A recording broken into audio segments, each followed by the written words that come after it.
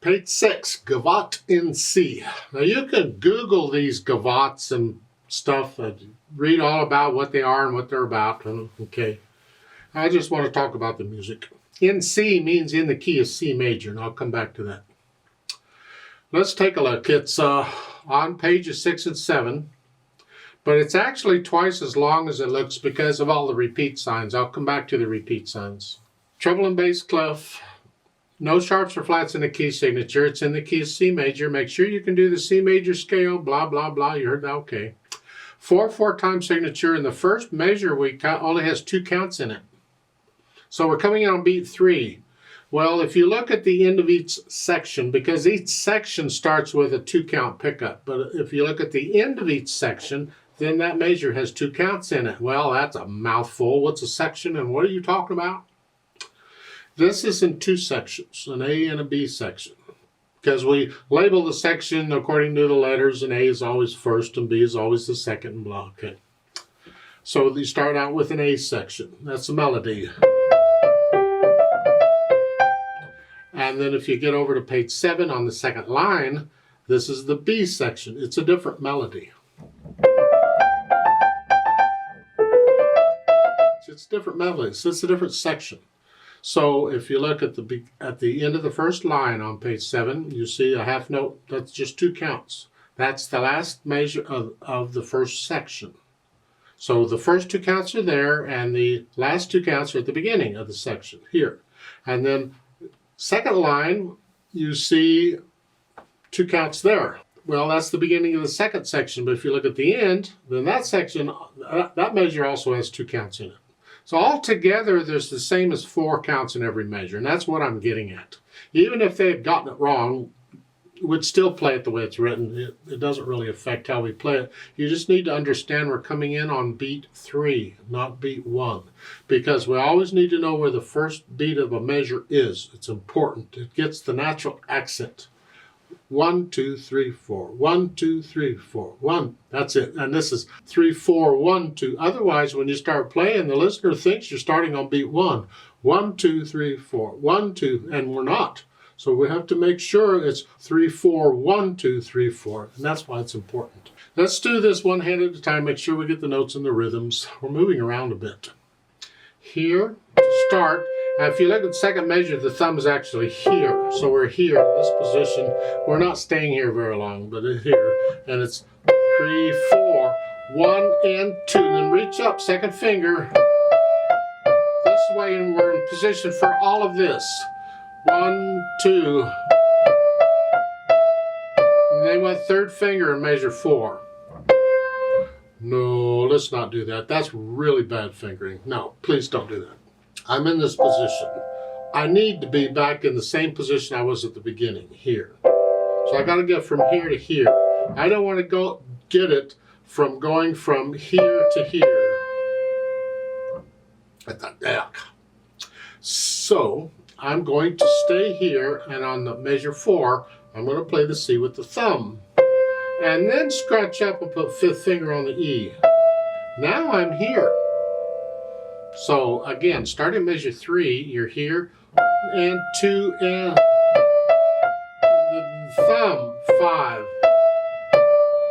That way. See, when I first learn a piece of music, I'm figuring out the fingering and the rhythm and all that, I play everything connected with the fingers. Because if I can find a fingering that works legato or connected, that's pretty reliable in most cases in the piece. So I'm not relying on the articulation to help me out. I'm not relying on the pedal to help me out. I want to do it with the fingers. So in cases like this, I simply connect it, adjust it here, like so. And that's what I'm recommending here. Measure 6, you're up here. It's like you were at the beginning. Now, second line, 1, and then third finger.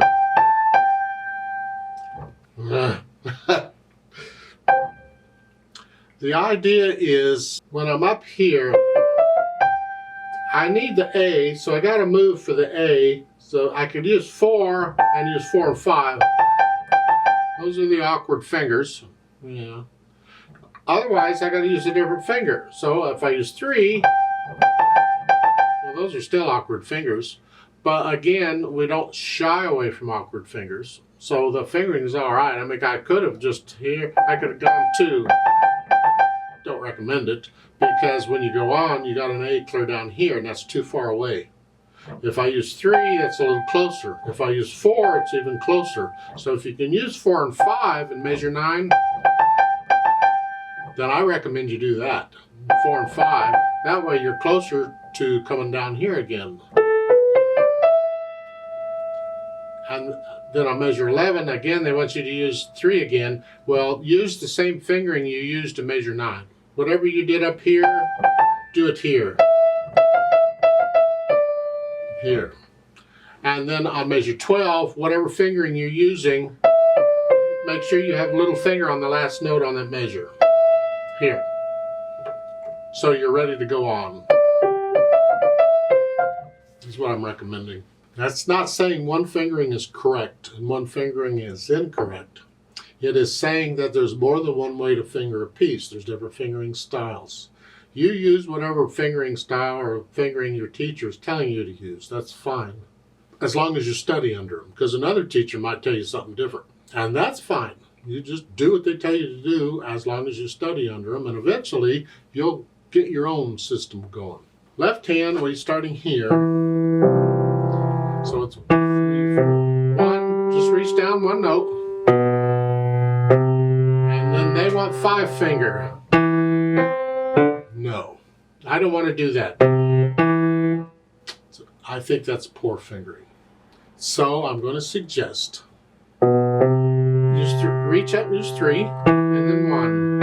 If you can reach it. You may have to move, and the articulation will help you, but if you can, connect it. So again, the half notes. They're in the full half here, and then 4, and then reach up 3. And then 5. And they have they're measure 3. On the second beat, they have a 1 and a 2 in parentheses. The 2 is an optional fingering. If your hand is big enough, use 2. Because then you got because if it isn't, then you use 1, you got to use 1 again. I don't recommend it. So if you can, use second finger on measure 3 on the second beat, use second finger. I want to connect all these. The thumb, you do that again. Now when you get to measure 6, we got a little situation here.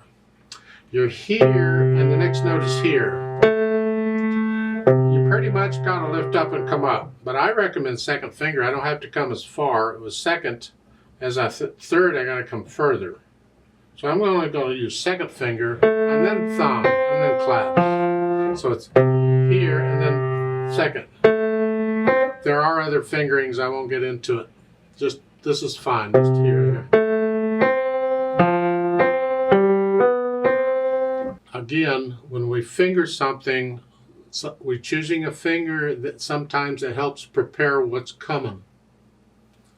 So at the end of the first line, you could finish it with the thumb. And when you repeat, you just reach down, third finger. That's fine. But when you go on, thumb doesn't work.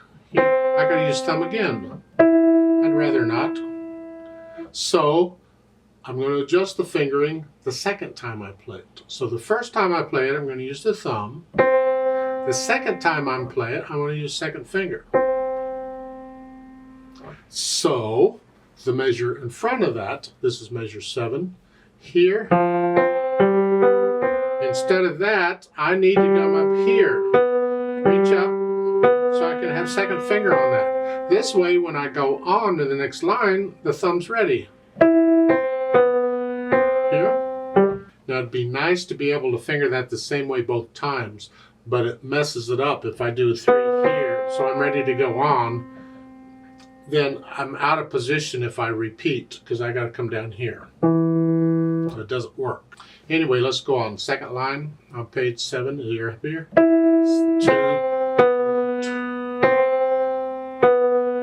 thumb, G sharp, cross under, bring the thumb under. If you're using the scales, this kind of thing is pretty easy.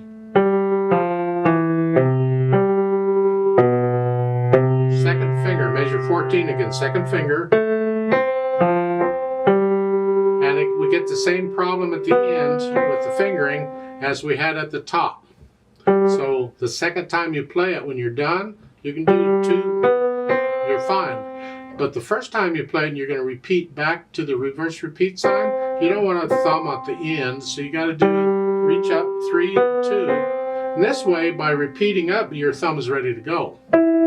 Now you could use that fingering both times if you want it on this one, because you're done, you're not going anywhere, it doesn't matter.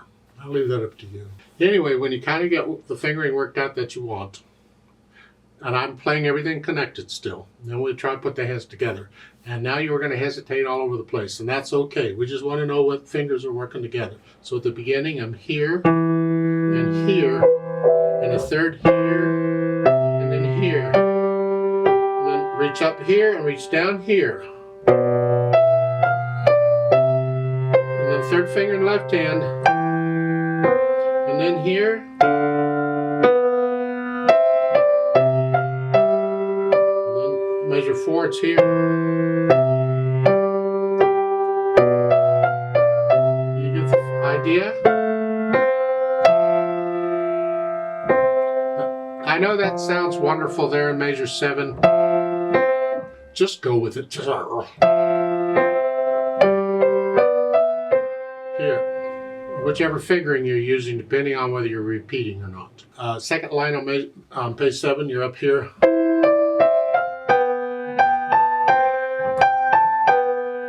You go through and put the hands together, and then go back through it a few hundred times or whatever, and work out the hard parts. Get rid of the hesitations, keep it slow. It needs to be a steady beat. This is a dance, so people are going to move to it. Don't mess up the rhythm. People missing to. Once you have that, then we can think about the articulation, the slurs and staccatos and things. And the staccatos, I'm going to make them short. I'm flexing at the wrist here. We call it a wrist staccato or a hand staccato, depending on what country you're from. And they're just real short. And I'm on the key and bouncing off. And on these, in the left hand, when they don't give you anything, you can separate those. Not short, but just separate them if you want, that's fine.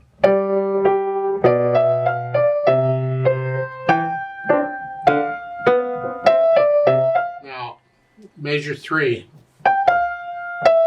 I suggest you connect all that together. I don't know why they would. No, connect all that together. Get the half notes in the right hand. Connect all this together. And then you can. Yeah, connect that. Now, when you get second line on page 7, you're here.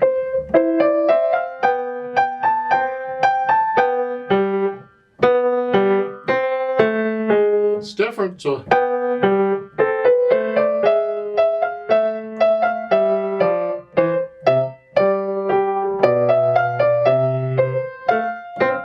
Yeah, so go through and put in the articulation, and when you're kind of comfortable with it, still no hesitations in it. The hesitations will come back. Once you've worked them out and you think you got it, they'll come back. You just got to patiently work them out again, and you keep after it. Keep after them. Don't keep them. Don't let the hesitation stay, because it becomes part of your plan. And then when you want to perform it to somebody, you'll hesitate. You won't be able to help because you've practiced the hesitation. So get rid of it. And then next we can think about the dynamics. This is going to be for the melody, which is the right hand. Forte at the beginning, loud, whatever you think loud is. Keep this left hand soft.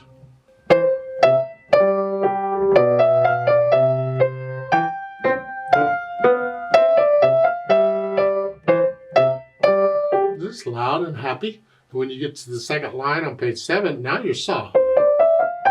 The left hand's very soft.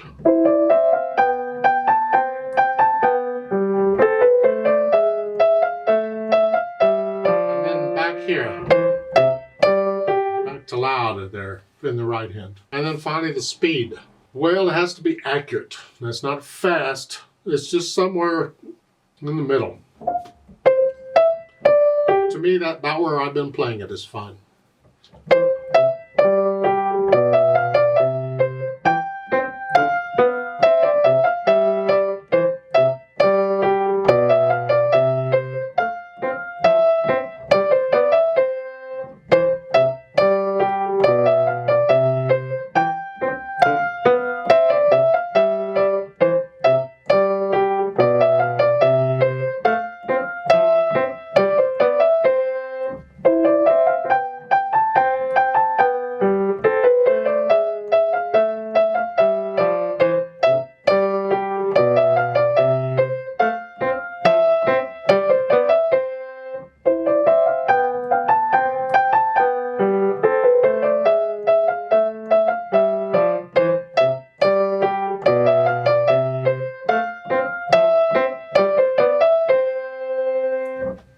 don't copy me. That's just one way of playing it. You don't have to go that fast. You can take it whatever, but it has to be accurate. No hesitations anywhere. The articulation, these are suggestions. If you feel the articulation a little bit different once you've learned it, fine. As far as I'm concerned, go with it. Learn it the way it's written first, and then if you feel it a little bit different, okay. It's called interpreting the music. We'd all play it or interpret it a little different. We all feel it a little different, and that's okay. Let's play it together very slowly, then double check the notes and the rhythms. Not going to do the dynamics, just notes and rhythms. I will do the staccatos and slurs according to how they're written in the book. I don't necessarily agree with it, but that doesn't matter. We'll just follow what's written in the book. And I'm going to do the repeats. Since we come in on beat 2, 3, we come in on beat 3, I'm going to give us 2 beats. We're going ready, go, and then we go. Slowly. Ready, go.